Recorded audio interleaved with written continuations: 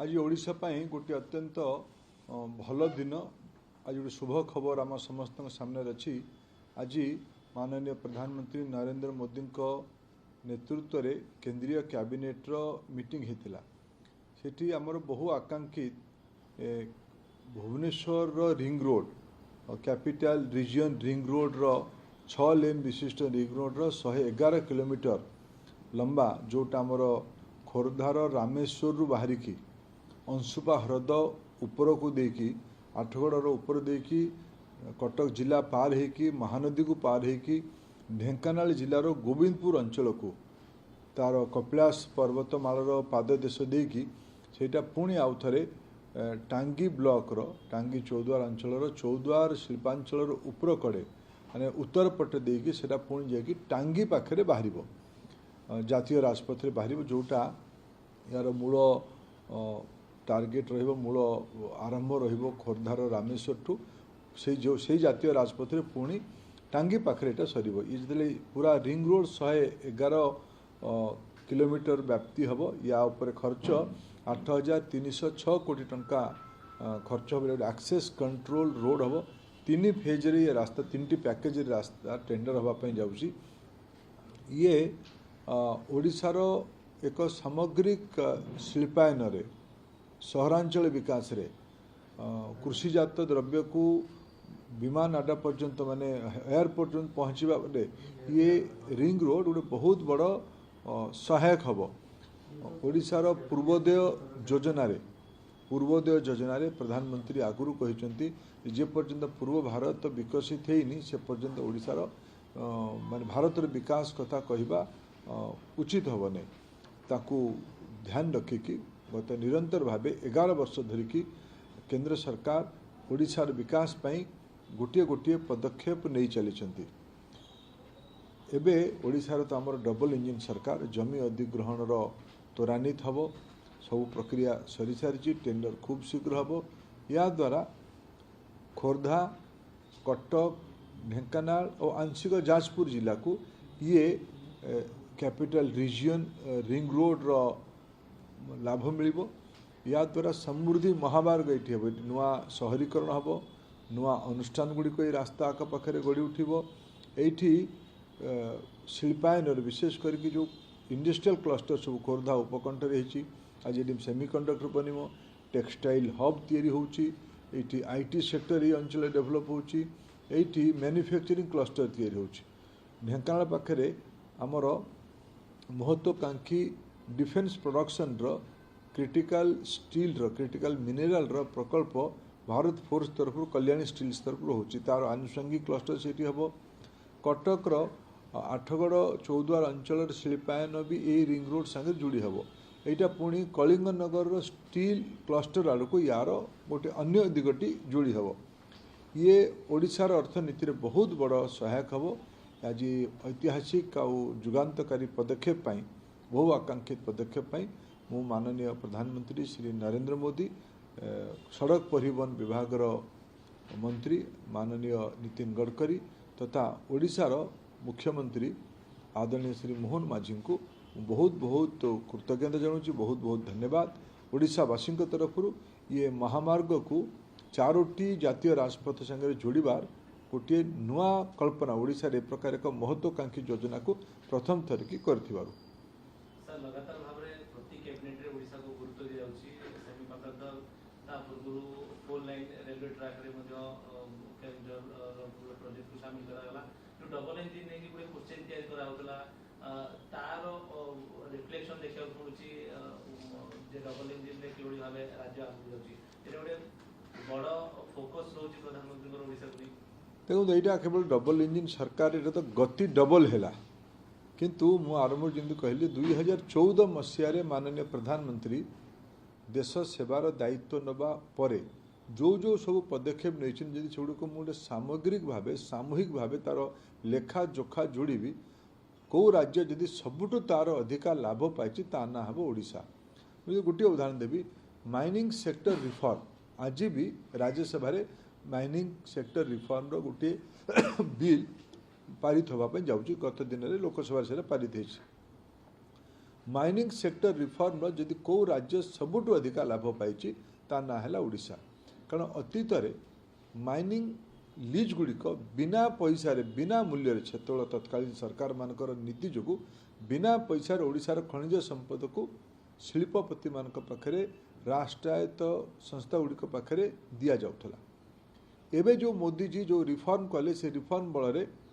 नीलामी हम खनि खदान आ मागणार क्या दिज्वनी। अतीतर सरकार कांग्रेस नेतृत्वाधीन लंबा समय सरकार मागणार ओडिशार खनि खदान को दौला।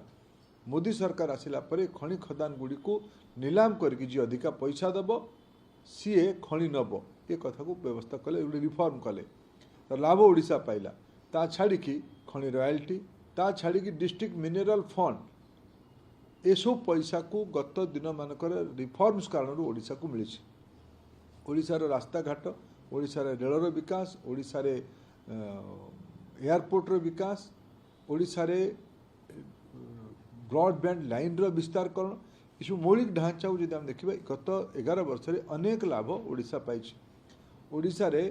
पारादीप रिफाइनरी भाया महत्वाकांक्षी रिफाइनरी जहाँ श्री अटल बिहारी वाजपेयी आरंभ करते माननीय प्रधानमंत्री आज श्री नरेंद्र मोदी ताकू पूर्णांग करले। केवल सेतिक कथा अटकिलानी आज पाखापाखि 75,000 कोटी टंका व्यय विनिमय पारादीप रे पेट्रोकेमिकल कॉम्प्लेक्स नुआ के बनवाई जाऊँगी। पारादीप रिफाइनरी रे पाखापाखि 40-50 हजार कोटी टंका लगी परवर्ती अवस्था आहरी 25,000 कोटी टंका खर्च करके प्लास्टिक दाना पेट्रोकेमिकल दाना तथा एमईजी प्लांट पेट्रोकेमिकल आउ गोटे पूर्व ब्लॉक बनवार व्यवस्था से ऑलरेडी हो सारी। आमर भद्रक रे टेक्सटाइल पार्क बन सूता बनव नाइलन सूता बनव सूतारू से फैब्रिक बनला से गारमेंट इंडस्ट्री तैयारी हेब। ओडिशा रे भितर गारमेंट इंडस्ट्री को अधिकार वर्तमान राज्य सरकार बहुत इनसेंटिव देइछन्ती एगुड़िक सहायक हे से दिगरे। आमर रेयर आर्थर पॉलिसी ए भितर देश में रिफॉर्म होइछि। सबुठ जदि अधिका को राज्य पाइब तार ना है ओडिशा। कारण ओडिशार अधिका रेयर अर्थ अच्छी ये सबू जब हिसाब करी पश्चिम ओडिशा हो उत्तर ओडिशा हो दक्षिण ओडिशा हो कि उपकूल ओडिशा हो एबे प्रधानमंत्री आवास योजना 2.0 आरंभ हम। ओडिशा रे एबे सब तार हिसाब किताब चली तार एप्लिकेशन को वेरिफिकेशन चली। मोर आशा जिते यार पूर्णांग नंबर आसीबो भल संख्यार घर ओडिशार गरीब लोक उपलब्ध हम। ये सामग्रिक भाव कह ओडिशा सदाबले प्रधानमंत्री नरेंद्र मोदी प्राथमिकतार थिला आज भी अच्छी आकु भी रहिबो। एबे जो कथा गुड़ आप कहले ये चर्चा को आसी कारण गत दिन मानक जो मान हाथ में दायित्व थिला से माने एते आग्रही नथिले ओडिया लोक मानकर स्वार्थ सुरक्षित हो। आज यहीटा तो डबल इंजिन उपलब्धि जिते केन्द्र में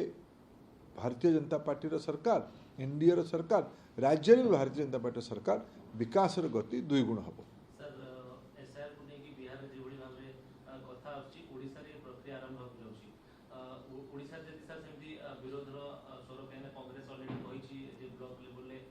कांग्रेस कौन चाहूँगी ओडिशा रे बांग्लादेशी अनुप्रवेशकारी माने रहंतु एठी ओडिशार जंगल जमी से हड़प करंतु ओडिशार उपकूल अंचलर विस्तीर्ण उर्वर जमी को से हड़प करंतु ओडिशार सहरांचल रे बस्ती बनईकी से रहंतु एटा कांग्रेस चाहूँगी। एसआईआर रे कहाँ को असुविधा हो जो माने 2003 पूर्वर भोटर लिस्ट जो मन ना अच्छी से आज सब प्रमाण योग्य अच्छी अवस्था से जदि लिंक 2003 भोटर लिस्ट संगे आज भोटर लिस्ट जोड़ी हम से भारतीय नागरिक हे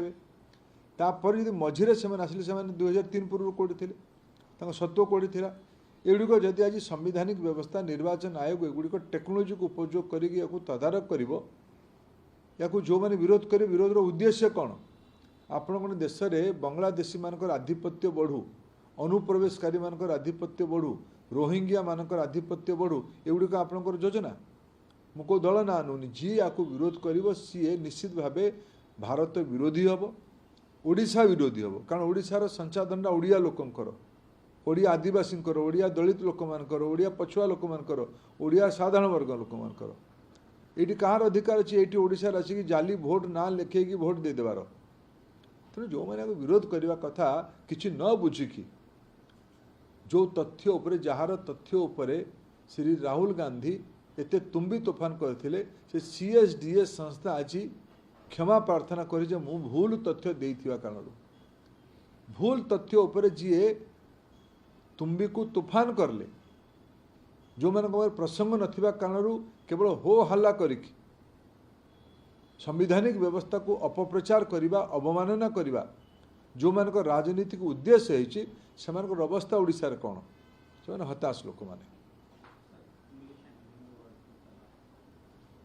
छोड़ दो हम उड़िया में रहेंगे।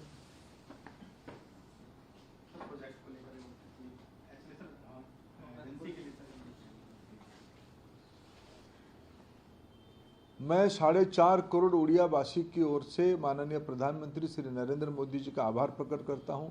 उड़ीसा की बहुआकांक्षित कैपिटल रीजियन रिंग रोड जिसमें लगभग 8,307 करोड़ रुपया खर्चा करके 111 किलोमीटर की 6 लेन की सुपर हाईवे बनेगी, एक्सेस कंट्रोल हाईवे बनेगी। यह उड़ीसा के नवनिर्माण में विकसित उड़ीसा विकसित भारत में एक बहुत बड़ा कदम होगा। इसके लिए बहुत दिनों से हम लोग प्रयास करते थे। मैं व्यक्तिगत रूप में 2017 से माननीय प्रधानमंत्री माननीय परिवहन मंत्री इन दोनों को अनुरोध करता था।